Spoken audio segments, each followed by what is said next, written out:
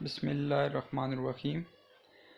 آج کا جو ہمارا یہ والا لیکچر ہے یہ ہے فرسٹ ایئر اردو کے لیے، اور یہ لیکچر نمبر 29 ہے، اور ہم جس صفحے سے پڑھیں گے وہ صفحہ ہے صفحہ نمبر 18۔ ہم نے فرسٹ ایئر اردو کا سبق نظریہ پاکستان جو ڈاکٹر غلام مصطفیٰ خان کا ایک مضمون ہے وہ ہم پڑھ رہے ہیں، جس کا ماخذ ہے معرف اقبال۔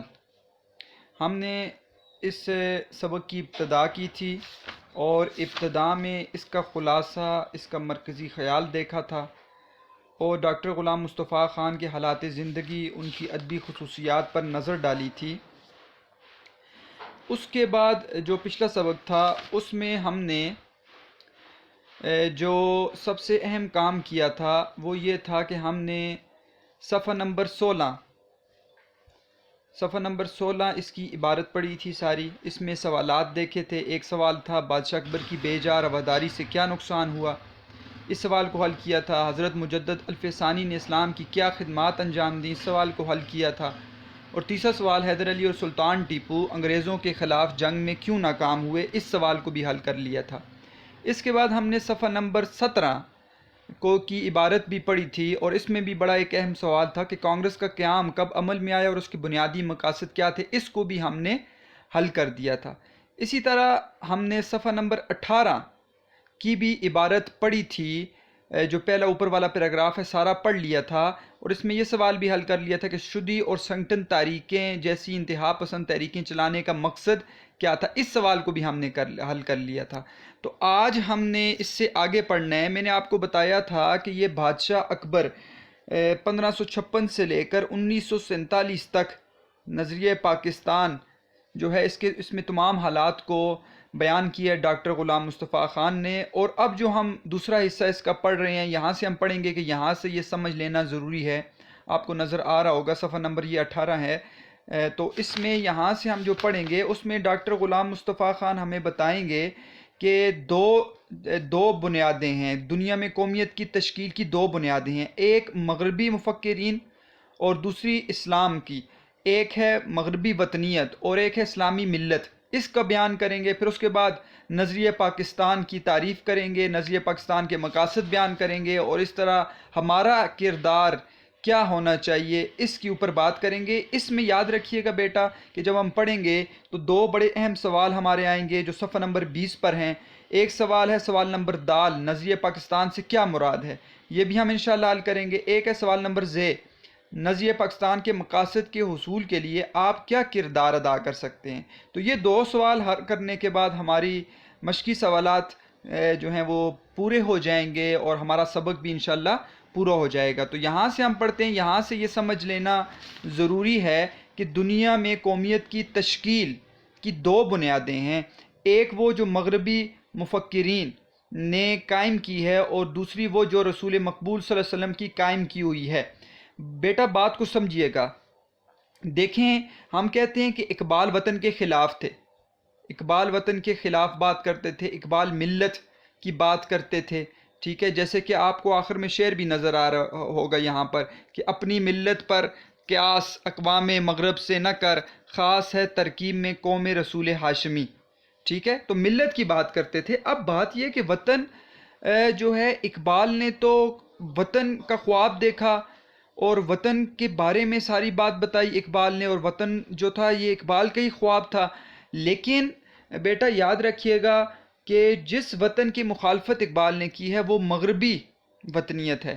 اب دیکھیں مغرب کے اندر آپ جب جائیں، یورپ کے اندر، تو اس میں ان کے ہاں خاندان، نسل، قبائل یہ جو ہیں یہ دیکھے جاتے ہیں، اور ان کی قومیت کی جو بنیاد ہوتی ہے، ان کے وطن کی بنیاد ہوتی ہے، وہ جغرافیہ پر ہوتی ہے، یعنی کہ وہ اپنے وطن کو اپنے مذہب سے بھی آگے لے کر جاتے ہیں۔ جبکہ اسلام کے اندر ملت ہے، اسلام یہ کہتا ہے کہ پوری دنیا میں جتنے بھی مسلمان ہیں وہ آپس میں بھائی بھائی ہیں، اور وہ کسی وطن میں بھی رہ رہے ہوں، لیکن وہ وطن جو ہے وہ تو ان کا کلہ ہو سکتا ہے، وہ وہاں پہ رہ رہے ہیں، لیکن اس کے ساتھ ساتھ پوری دنیا کے مسلمانوں کے ساتھ بھی وہ اچھا سلوک رکھیں۔ تو وطن جو ہے وہ ہم نے بت نہیں بنانا، کہ جس سے ہمارے باقی پوری دنیا کے مسلمان متاثر ہو جائیں. ہم یہ نہیں کہہ سکتے کہ ہم پاکستانی ہیں، اور یہ دیکھتے ہوئے ہم یہ نہیں کہہ سکتے کہ افغانستان والے ہمارے بھائی نہیں ہیں. خواہ وہ افغانستان والے ہیں یا ابھی ہندوستان کے اندر رہنے والے مسلمان ہیں، یا عرب کے اندر رہنے والے مسلمان ہیں، یا یورپ کے اندر رہنے والے مسلمان ہیں، وہ کہیں پر بھی رہنے والے مسلمان ہیں، وہ ہمارے بھائی ہیں. تو وطن تو اچھی چیز ہے، وطن کی حفاظت کرنی ہے، وطن کو آگے لے کر چلنا ہے، لیکن اس میں یہ نہیں ہے کہ ہم وطن کو اپنے مذہب پر ترجیح دیں. تو یہاں پر یہ سمجھ لینا ضروری ہے کہ دنیا میں قومیت جو ہوتی ہے، قوم، اس کی تشکیل دو طرح سے ہوتی ہے. ایک جو مغرب والوں نے کہا ہے، جو سوچ و فکر کرتے ہیں مغربی مفکرین، وہاں کے لوگ، انہوں نے قائم کیا، اور دوسری ہمارے نبی نے ہمیں طریقہ بتایا. اہل مغرب نے خاندانی، نسل اور قبائلی بنیادوں میں ذرا وسعت پیدا کر کے قومیت کی بنیادیں جغرافیائی حدود پر استوار کی ہیں. جغرافیائی حدود، ایریا، یعنی کہ قوم جو ہے وہاں کی، وہ وطن کو ترجیح دیتی ہے، وہ خاندانی نسل کو دیکھتی ہے، وہ قبائل کو دیکھتی ہے، ٹھیک ہے. اور اس سے بھی آگے بڑھ کر وہ قومیت کی بنیادیں جو ان کی ہوتی ہیں وہ جغرافیہ پر ہوتی ہیں. یعنی وہ اپنے وطن کو اپنے مذہب پر بھی ترجیح دیتے ہیں. مثال کے طور پر یورپ ہے، آسٹریلیا ہے، تو آسٹریلیا کے لیے اس کا وطن سب سے زیادہ اہم ہے، ٹھیک ہے. اور باقی عیسائی ہیں، حالانکہ وہ باقی عیسائیوں کے ساتھ ان کا وہ سلوک نہیں ہے. آپ کو پتہ ہے جو فرسٹ ورلڈ وار لڑی گئی ہے 1914 سے، جو شروع ہوئی تھی 1918 تک، میں نے آپ کو بتایا بھی تھا، اس میں ایک طرف بھی عیسائی ہیں، دوسری طرف بھی عیسائی ہیں، آپس میں لڑ رہے ہیں. برطانیہ ایک طرف ہے، امریکہ ایک طرف ہے، اٹلی ایک طرف ہے، فرانس ایک طرف ہے، جبکہ دوسری طرف جرمنی، آسٹریا، ہنگری ایک طرف ہے. وہ مطلب آپس میں لڑ رہے ہیں. تو ورلڈ وارز ہوئی، اس کا مطلب یہ ہے کہ وہ اپنے وطن کو ترجیح دے رہے ہیں، ٹھیک ہے. جبکہ اسلام یہ نہیں کہتا، اسلام کبھی بھی نہیں کہے گا کہ جغرافیہ کے لیے تم لڑو اور اپنی ہی مسلمانوں پہ تم حملہ کر دو. یہ ہمارا مذہب ہمیں نہیں سکھاتا. ہمارا مذہب ہمیں یہ سکھاتا ہے کہ پوری دنیا میں مسلمان وہ ایک ہیں، وہ متحد ہیں، وہ کسی کونے میں رہنے والے ہیں، وہ ایک ہیں. کیونکہ ہمارے نبی علیہ الصلوۃ والسلام نے آ کر جب مکہ سے جب مدینہ ہجرت کی اور دعوت کی ابتدا مکہ سے کی، تو اس کے بعد مدینہ ہجرت کی، تو صحابہ جو جمع ہوئے اور آخری خطبے میں آپ نے کہا کہ میں نے تمہارے تک تمہارا مکمل دین پہنچا دیا ہے، تو اب تم نے یہ کام کرنا ہے کہ تم نے پوری دنیا میں پھیل جانا ہے. تو صرف اسلام عرب کے لیے نہیں آیا، پوری دنیا کے لیے آیا ہے. تو لازمی بات ہے کہ جہاں جہاں تک اسلام کی آواز گئی ہے، کلمہ لوگوں نے پڑھا ہے، تو وہ وہاں کے رہنے والے تھے. تو اسی طرح وطن بنتے چلے گئے. تو وطن سے اسلام منع نہیں کرتا، لیکن اسلام یہ کہتا ہے کہ وہ کسی کونے میں بسنے والے مسلمان ہیں، وہ ایک ہیں.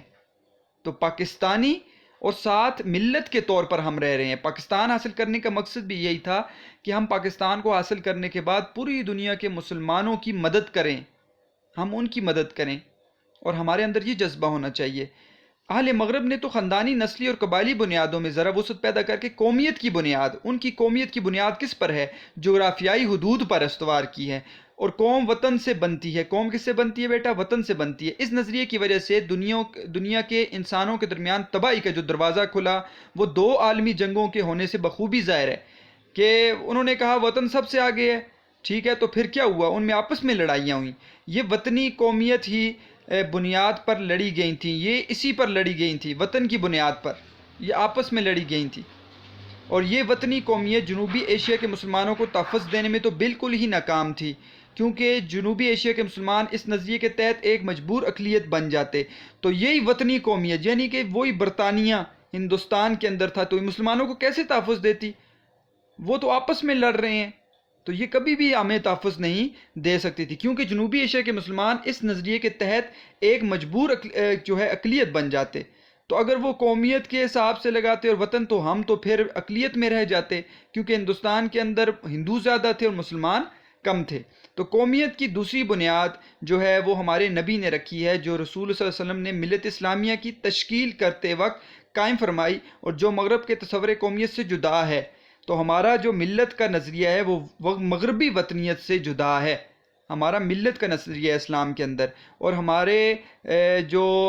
ہمارا مذہب ہے وہ ہمیں آپس میں ایک بننا سکھاتا ہے. اقبال نے کیا کہا ہے؟ اپنی ملت پر قیاس اقوام مغرب سے نہ کر، خاص ہے ترکیب میں قوم رسول ہاشمی، کہ تو اپنی ملت پر قیاس نہ کر، ان کی طرف نہ دیکھ، مغرب کی قوموں کی طرف نہ دیکھ، خاص ہے ترکیب میں قوم رسول ہاشمی کہ نبی علیہ الصلوۃ والسلام کی جو قوم ہے یعنی یہ امت محمدیہ ہے، وہ تنظیم ان کا اپنا ایک منظم طریقہ ہے، ان کی جمعیت کا ہے ملک و نسب پر انحصار، ان کی جمعیت کا ہے ملک و نسب پہ انحصار، قوت مذہب سے مستحکم ہے جمعیت تیری، ان کا یعنی کہ جو یورپ والے ہیں، جو مغرب والے ہیں، ان کا وہ ملک و نسب پر انحصار کرتے ہیں، وہ خاندان پر انحصار کرتے ہیں، وہ ملک پر انحصار کرتے ہیں، جبکہ ہمارا جو ہے ہماری قوت جو ہے وہ مذہب سے ہے، ہمارا ایک ہونا کس سے؟ مذہب سے ہے، ان کا ایک ہونا وطن سے ہے۔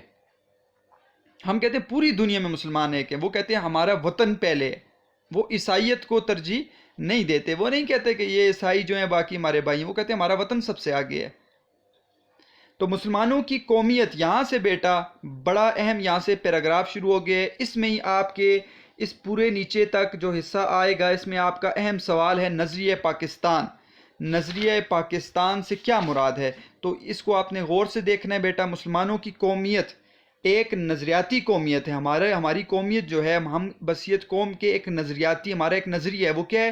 جو الہ الا اللہ پر قائم ہے، ٹھیک ہے، جو کلمے پر قائم ہے، یعنی یہ کہ نسل رنگ اور وطن کی بنیاد پر نہیں ہے، ہم نسل رنگ کو نہیں دیکھتے، ہم وطن کو نہیں دیکھتے، بلکہ ایک نظریہ، ایک عقیدے اور ایک کلمے کی بنیاد پر وجود میں آئی ہے، بلکہ ہمارا ایک نظریہ، ایک عقیدہ ہے کہ جدھر بھی جو بھی مسلمان ہیں جنہوں نے کلمہ پڑھا ہے، ہم سارے ایک ہیں، اور اس نظریاتی پہلو کو نمایاں کرنے کے لیے اسے ملت کہا گیا، اس لیے ہم وطنیت سے زیادہ ہم جو لفظ استعمال کرتے ہیں وہ ملت کا استعمال کرتے ہیں، کیونکہ پوری دنیا میں جو جتنے بھی مسلمان ہیں وہ ایک ملت کہلائیں گے۔ ایسی نظریاتی قومیت میں ہر نسل، ہر رنگ اور ہر جغرافیائی خطے کے لوگوں کے لیے جگہ ہوتی ہے، تو ہمارا جو نظریہ ہے اس میں ہر نسل کا انسان ایک ہے، ہر قوم کا انسان ایک ہے، ہر رنگ کا انسان ایک ہے، ہر جغرافیہ خطہ یعنی کسی بھی وطن سے کا رہنے والا انسان وہ ایک ہی ہے، وہ مسلمان ہے تو وہ ایک ہے۔ اور حقیقت یہ ہے کہ جنوبی ایشیا کے مسلمانوں کو، جن میں ہر نسل، ہر رنگ اور مختلف جغرافیائی خطوں کے لوگ شامل تھے، کیونکہ جنوبی ایشیا میں، ہندوستان کے اندر ہر طرح کے لوگ ہیں، ہر نسل کے، ہر رنگ کے اور مختلف لوگ یہاں پر آ کر بستے رہے ہیں، ایک ایسی قوم کے ماتحت اقلیت بن کر رہنا منظور نہ تھا، تو ہمیں کسی طور پر بھی جو ہے وہ ہندوستان یا برطانیہ کے ماتحت رہ کر رہنا منظور نہیں تھا، جو اسلامی قومیت کے بالکل برعکس ہے۔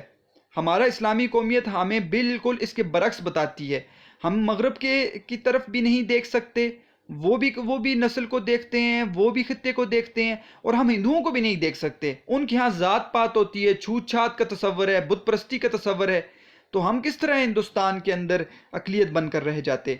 تو کیا ہوا؟ جو اسلامی قومیت کے برعکس ہے، ذات پات، ٹھیک ہے، ان کی ذات کے لحاظ سے ان کو دیکھا جاتا ہے، چھوت چھات یعنی ہندوؤں کے خیال میں وہ کہتے ہیں ایک شودر ان کی ایک قوم ہے ان کے اندر، اور وہ رہنے والے شودر جو ہیں ان کے ہاتھ لگانے سے وہ کہتے ہیں چیزیں ناپاک ہو جاتی ہیں، ان کو کسی چیز کو بھی ہاتھ نہیں لگانے دیتے، وہ کہتے ہیں چیزیں ہی ناپاک ہو جاتی ہیں، تو ان کے ہاں یہاں تک تصور کیا جاتا ہے، اور بت پرستی کے بندوں میں جکڑی ہوئی ہے، ان کے ہاں تو پتہ نہیں کتنے بت ہوں گے، 100 لاکھ، ہر چیز کا ایک بت انہوں نے بنایا ہوا ہے، تو لاکھوں کے حساب سے انہوں نے بت بنا دیے، تو بت پرستی کے بندوں میں جکڑی ہوئی ہے، جبکہ اسلام یہ نہیں کہتا، چنانچہ انہوں نے اپنی جداگانہ قومیت یعنی اسلامی قومیت کی بنیاد پر اپنے لیے ایک جدا وطن کا مطالبہ کیا، اس لیے جو علامہ اقبال نے، قائد اعظم نے، رہنماؤں نے ایک علیحدہ ملک کا مطالبہ کیا، جس میں وہ اپنے عقیدے، اپنے نظریے زندگی، اپنے طرز معاشرت کے مطابق زندگی بسر کر سکیں، ایسا ملک ہو جہاں پر ہم اپنے طرز معاشرت،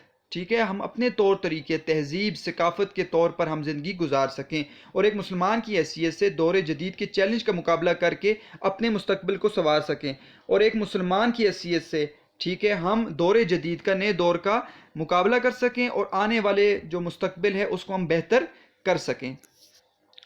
اب ہمیں اس بات کو بھی اچھی طرح ذہن نشین کر لینا چاہیے کہ نظریہ پاکستان میں اسلامی زندگی اور قدروں، اقدار، روایت کو کہتے ہیں بیٹا، کا تصور بنیادی حیثیت رکھتا ہے، ٹھیک ہے، نظریہ پاکستان میں اسلامی زندگی اور روایات کا تصور بنیادی حیثیت رکھتا ہے، وہ کیا ہے؟ وہ ہے اخوت، بھائی چارہ، مساوات، آپس میں کیا؟ برابری، عدل، انصاف، دیانتداری، خدا ترسی، ٹھیک ہے، مخلوق کے ساتھ اچھا پیش آنا، انسانی ہمدردی اور عظمت کردار، اپنے کردار کو اعلیٰ کرنا، کے بغیر نظریہ پاکستان کو فروغ نہیں ہو سکتا۔ یہ چیزیں ہوں گی تو پاکستان کا نظریہ کیا ہوگا، وہ آگے بڑھے گا۔ اخوت نہیں ہے، مساوات نہیں ہے، عدل نہیں ہے، دیانت نہیں ہے، خدا ترسی نہیں ہے، انسانی ہمدردی نہیں ہے، تو نظریہ پاکستان آگے نہیں بڑھ سکتا۔ نظریہ پاکستان کا مقصد کیا ہے؟ محض ایک حکومت قائم کرنا نہیں تھا۔ یہ نہیں ہے کہ ہم صرف یہ چاہتے تھے کہ پاکستان بن جائے اور حکومت ایک قائم ہو جائے، کیونکہ مسلمانوں کی حکومتیں ایشیا اور افریقہ میں پہلے سے موجود تھیں۔ تو مسلمانوں کی حکومتیں تو ایشیا میں بھی تھیں، افریقہ میں بھی اس وقت موجود تھیں۔ نظریہ پاکستان کا مقصد اسلامی اصولوں کی ترویج و اشاعت اور اہل عالم کے لیے مثالی مملکت کا نمونہ فراہم کرنا ہے۔ بیٹا یہ سب سے اہم جو لائن ہے کہ نظریہ پاکستان کا مقصد کیا تھا، وہ اسلامی اصولوں کو رائج کرنا تھا، اور اسلامی اصولوں کے رائج کرنے کے بعد وہ کیا تھا بیٹا؟ اس کی اشاعت کرنی تھی، اس کو آگے بڑھانا تھا، اور اہل عالم کے لیے مثالی مملکت کا نمونہ فراہم کرنا تھا۔ پوری دنیا کے لیے ایک علیحدہ مملکت، ایک ایسی مثالی مملکت ہو، اس کا ہم نے ان کو نمونہ دینا تھا کہ یہ مسلمان ہیں۔ تو اصل کیا ہے؟ اسلام اصولوں کی ترویج، اسلامی اصولوں پر عمل کرنا، اسلام کی اشاعت کرنا، اور پوری دنیا کے لیے ایک نمونہ بنا کر پیش کرنا۔ تو بیٹا یہاں پر ہمارا سوال حل ہو گیا ہے کہ نظریہ پاکستان سے کیا مراد ہے۔ ہم اس کو پڑھ لیتے ہیں یہیں پر۔ ڈاکٹر غلام مصطفیٰ خان نے اپنے مضمون نظریہ پاکستان میں پاکستان کی تاریخی پس منظر پر روشنی ڈالتے ہوئے نظریہ پاکستان پر تفصیل سے روشنی ڈالی ہے۔ نظریہ پاکستان: مسلمانوں کی قومیت ایک نظریاتی قومیت ہے جو لا الہ الا اللہ پر قائم ہے۔ یہ قومیت ایک نظریے، عقیدے اور کلمے کی بنیاد پر وجود میں آئی ہے۔ اس نظریاتی پہلو کو نمایاں کرنے کے لیے اسے ملت کہا گیا ہے۔ ایسی نظریاتی قومیت میں ہر رنگ، ہر نسل اور ہر جغرافیائی خطے کے لوگوں کے لیے جگہ ہوتی ہے۔ حقیقت یہ ہے کہ جنوبی ایشیا کے مسلمانوں کے لیے ایک ایسی قوم کے ماتحت اقلیت بن کر رہنا منظور نہ تھا جو کہ اسلامی قومیت کے برعکس ذات پات، چھوت چھات اور بت پرستی کے بندوں میں جکڑی ہوئی تھی۔ چنانچہ اپنی جداگانہ قومیت کی بنیاد پر انہوں نے ایک الگ وطن کا مطالبہ کیا جس میں وہ اپنے عقیدے، اپنے نظریے زندگی اور اپنے طرز معاشرت کے مطابق زندگی بسر کر سکے، اور مسلمان کی حیثیت سے دور جدید کے چیلنجز کا مقابلہ کر کے اپنے مستقبل کو سنوار سکے۔ تو یہ کتاب میں ہم نے بیٹا سارا پڑھ لیا ہے۔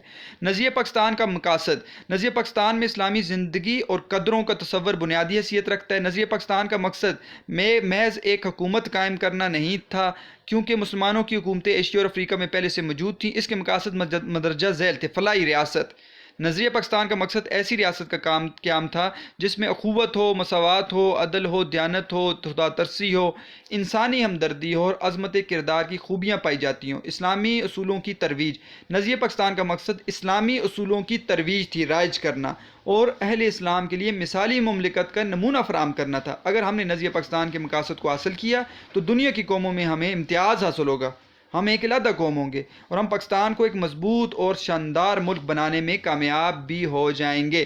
تو بیٹا یہ ساری باتیں ہم نے اس میں پڑھ لی، پوری چیز یہاں پر ذکر کر دی گئی ہے، تو آپ کو سوال انتہائی آسان لگا ہوگا۔ پاکستان قائم کرنے کا فیصلہ ہندوؤں کو بہت ناگوار گزرا تھا۔ انہوں نے پوری کوششیں کی کہ یہ مملکت قائم نہ ہونے پائے۔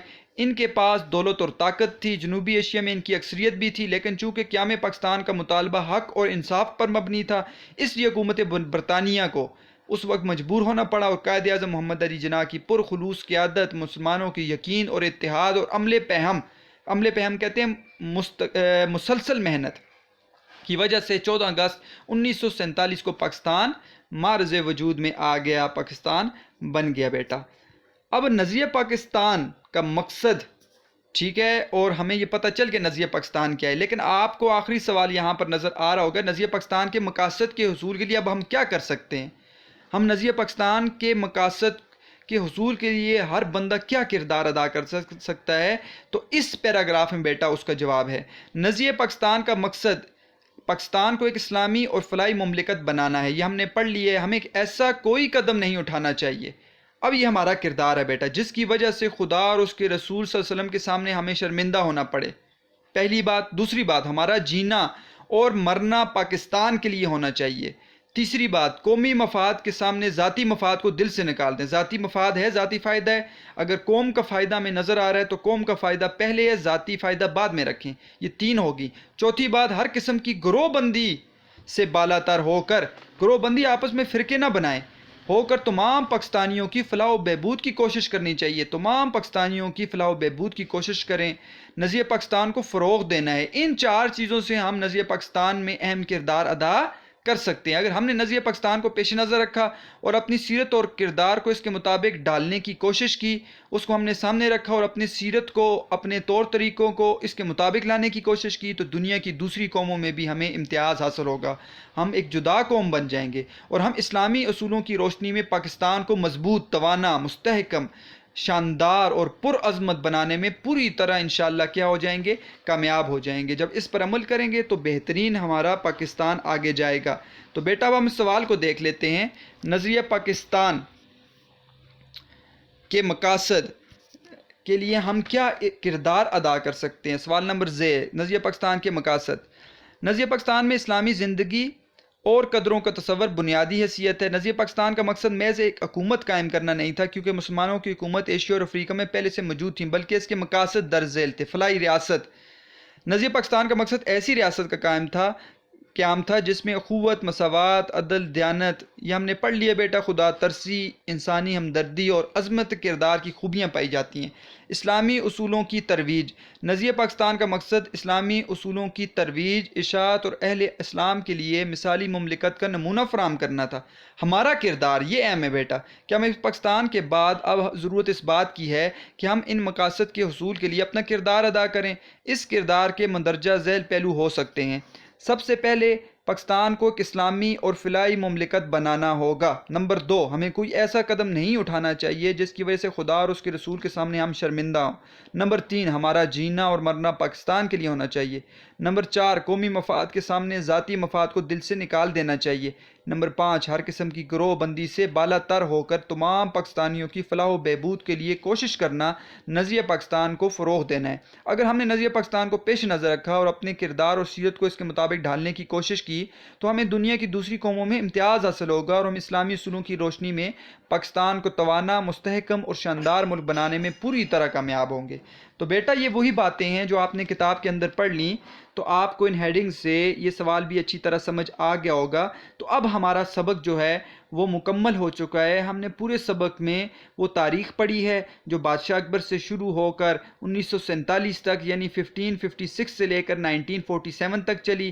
پھر ہم نے مغربی وطنیت اور ملت کے اوپر بات کی، جس میں اقبال کا شعر بھی آ گیا تھا کہ اپنی ملت پر قیاس اقوام مغرب سے نہ کر، خاص ہے ترکیب میں قوم رسول ہاشمی، ان کی جمعیت کا ہے ملک و نسب پر انحصار، قوت مذہب سے مستحکم ہے جمعیت تیری۔ تو یہ بتا دیا تھا اقبال نے۔ اس کے بعد نظریہ کیا ہوتا ہے، نظریہ پاکستان کے اوپر بات کی، اس کے مقاصد کے اوپر بات کی، اور آخر میں بیٹا ہمارا کردار کیا ہوگا، ہم نظریہ پاکستان کے مقاصد کے حصول کے لیے ہم کیا کر سکتے ہیں۔ تو اس کے اوپر سوال بھی پڑھ لیے۔ تو یہ کل سوال جو ہیں وہ 7 ہیں جو ہمارے مختصر سوالات میں آتے ہیں، وہ یہاں پر آپ کو نظر آ رہے ہوں گے۔ اس کے بعد درست جواب کا انتخاب کریں، یہ آپ نے بیٹا خود کرنا ہے۔ درست جوابات کا انتخاب کریں، یہ آپ کو نظر آ رہا ہوگا، یہ آپ نے خود کر لینا ہے۔ اور درج ذیل الفاظ و تراکیب کو جملوں میں استعمال کریں بیٹا، یہ بھی آپ نے خود کرنا ہے۔ جملے بنانے ہیں، اس مضمون میں کم از کم ایسے جملے تلاش کریں جن میں امدادی فعل کا استعمال ہو۔ تو امدادی فعل بیٹا بہت آسان ہے، میں نے آپ کو بتایا بھی تھا، ٹھیک ہے، آپ نے خود تلاش کرنے ہیں جملے۔ امدادی فعل کیا ہوتا ہے کہ ایک جملے میں 2 فعل آ جائیں تو دوسرا فعل جو ہوگا وہ امدادی فعل ہوگا، جیسے کھا لینا۔ اب کھا بھی فعل ہے، لینا بھی فعل ہے، تو لینا امدادی فعل ہے۔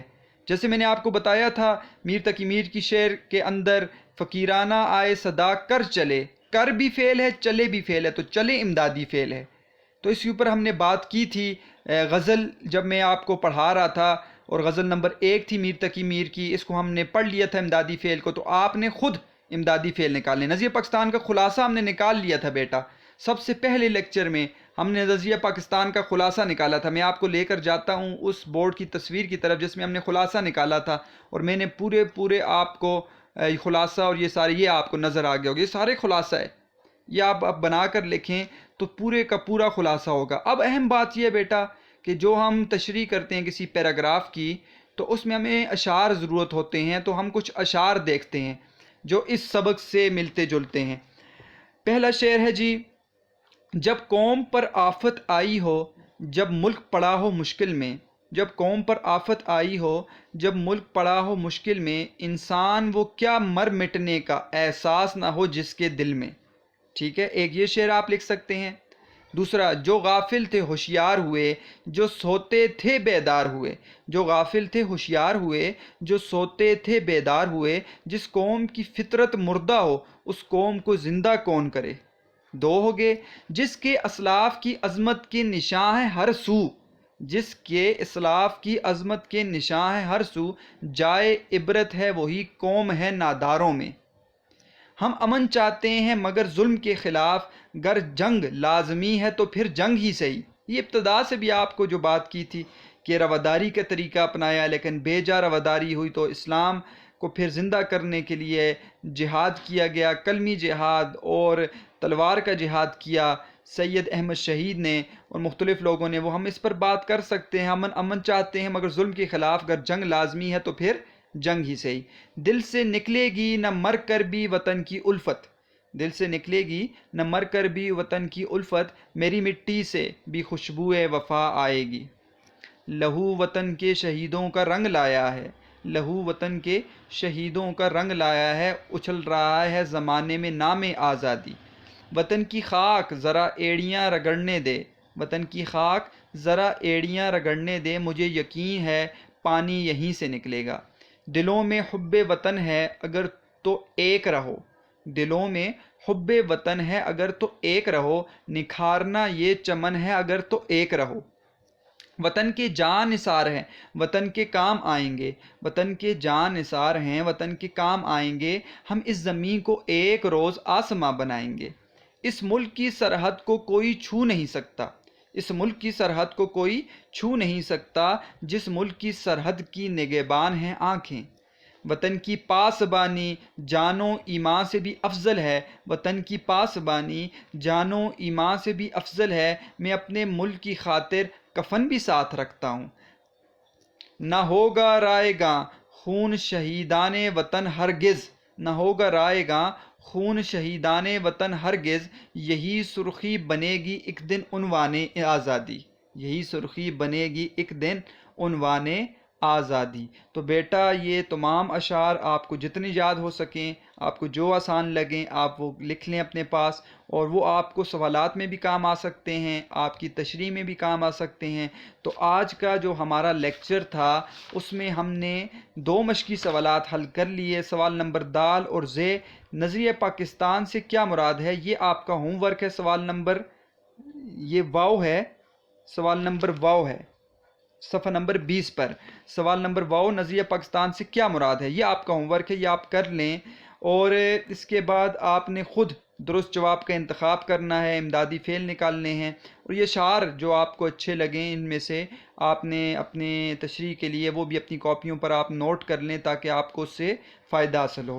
تو بیٹا آخر میں ایک بات ضروری میں کرتا چلوں کہ انشاءاللہ تعالی ہمارا یہ لیکچرز کا سلسلہ انشاءاللہ جاری رہے گا. آپ نے دعا کرنی ہے میرے لیے بھی، اور ہم کوشش کریں گے کہ اسی طرح آگے اس ترتیب سے پڑھائیں. اب میں بورڈ پر، کیونکہ میں ہمارے کالج لگ گئے ہیں، بورڈ پر لیکچر دینا میرے لیے مشکل ہو گیا ہے. بورڈ کو بنانا بڑا ٹائم لگ جاتا ہے، پھر لیکچر کو وہاں پر رات کو دینا مشکل ہے کمرے کے اندر. تو پھر میں اب کوشش یہ کر رہا ہوں کہ سلائڈز کے طور پر ہی آپ کے لیے لیکچرز بناؤں گا جس میں ہم تمام سوالات کو بھی حل کریں گے. ہاں کوئی خاص ایسی بات ہوتی ہے تو انشاءاللہ وہ میں بورڈ پر لکھوں گا. جیسے خلاصہ اگر آ جاتا ہے، پوائنٹس آ جائیں گے جیسے اگلے سبق کے، تو وہ میں بورڈ پر لکھوں گا تاکہ آپ کو ان چیزوں کی سمجھ آئے. جو چیزیں ہمیں اس طرح کے نوٹس میں ہمیں مل رہی ہیں سوالات، تو ہم وہ اسی طرح ساتھ ساتھ سوالات بھی پڑھتے چلے جائیں گے. تو مجھے امید ہے بیٹا آپ کو سمجھ آئی ہوگی. اگر کوئی بھی بات سمجھ نہ آئی تو آپ مجھ سے پوچھ سکتے ہیں. محنت کرتے رہنا ہے بیٹا. اللہ تعالیٰ آپ کو خوش رکھیں، آباد رہیں. والسلام.